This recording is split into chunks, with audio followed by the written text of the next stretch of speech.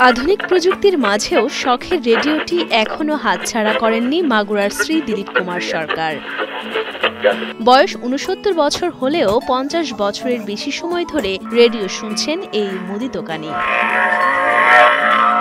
একসময়কার জনপ্রিয় বিনোদন মাধ্যম এই রেডিও এখন কালের বিবর্তনে প্রায় হারিয়ে যেতে বসলেও দিলীপ কুমার তা হারাতে দেননি। দিলীপ জানান, বাড়িতে বড় টেলিভিশন থাকলেও তা দেখতে স্বাচ্ছন্দ্য বোধ করেন না তিনি, বরং রেডিওতেই সারা দেশের খবর ও অনুষ্ঠান শুনতে পছন্দ তার। আমার বাড়িতে রেডিও টিভিও আছে, বুঝছেন, ওয়াল টিভি আছে, কিন্তু আমি টিভি দেখি না। আমার ওই অভ্যাস, এই রেডিও না শুনলে আমার ভালো লাগে না। বসে থাকি অমনি একটু রেডিওটা অন করে দিই, যাতে দেখি কোন অনুষ্ঠানটা হচ্ছে, এটা ভালো লাগে আর কি।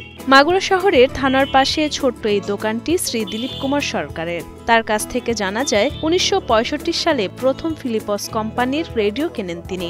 এরপর তা চুরি হয়ে গেলে আরো একটি রেডিও কেনেন দিলীপ। ৫০ বছরে একে একে ৪টি রেডিও কিনলেও ২৪ বছর ধরে রয়ে গেছে এই একটি রেডিও।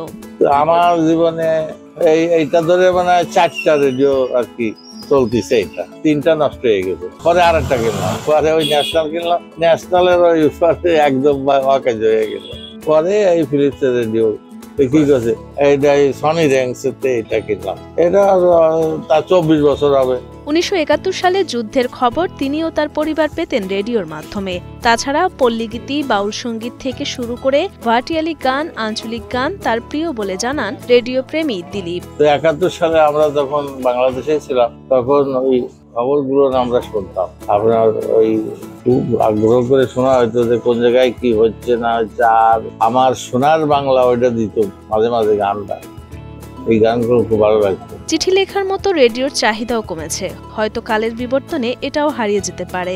তবে এই যুগে এসেও রেডিওর প্রতি দিলীপের ভালোবাসা দেখে অভিভূত হন স্থানীয়রা।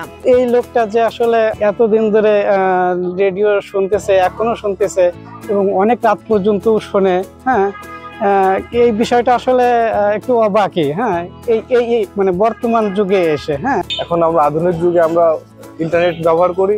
গেলে দোকানে অনেক পুরাতন সে রেডিও এখনো শোনে, তার দোকানে এসে মাঝে মাঝে আমরা তার সঙ্গে কথা বলি, তার রেডিওর সম্পর্কে।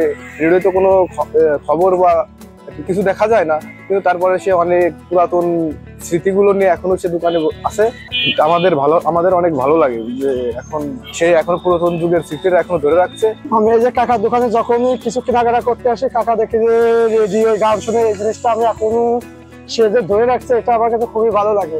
আর এই জিনিসটা বর্তমান কোনো জায়গায় দেখা যায় না, কাকারা নিয়ে দেখা যায়। এই জিনিসটা আরো 5 জন শুনে আরো খুব ভালো লাগে মনের মধ্যে।